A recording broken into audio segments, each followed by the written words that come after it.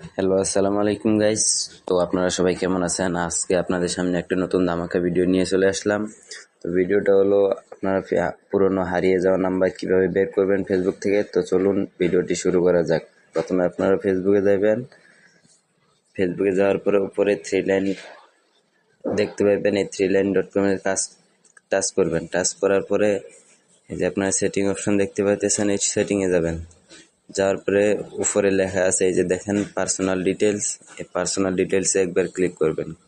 Click করার পরে এই যে নিচে দেখুন লেখা আছে ইওর ইনফরমেশন অ্যান্ড পারমিশন, ঠিক আছে। তো এখানে ক্লিক করার পরে আপনারা উপরে দেখতে পারবেন অ্যাক্সেস ইওর ইনফরমেশনে ক্লিক করার পরে একটু নিচে স্ক্রল ডাউন করবেন। স্ক্রল ডাউন করার পরে দেখতে পাবেন পার্সোনাল ইনফরমেশন, ঠিক আছে। তো পার্সোনাল ইনফরমেশনে যাওয়ার পরে এবার নিচে একটু স্ক্রল ডাউন করে দেখতে পাবেন ইওর অ্যাড্রেস বুকস। এই ইওর অ্যাড্রেস বুকসে একবার ক্লিক করবেন। ক্লিক করার পরে আপনারা দেখতে পারবেন আপনাদের যত পুরনো হারিয়ে যাওয়া নাম্বার, এই যে আমার এখানে দেখেন 1216টা কন্ট্যাক্ট নাম্বার আছে। মানে আমি এই ফেসবুক আইডি চালানো অবস্থায় আমি যত সব নাম্বার ব্যবহার করছি, যার যার নাম্বার সেভ করে রাখছি, সব নাম্বার এখানে পেয়ে যাবেন।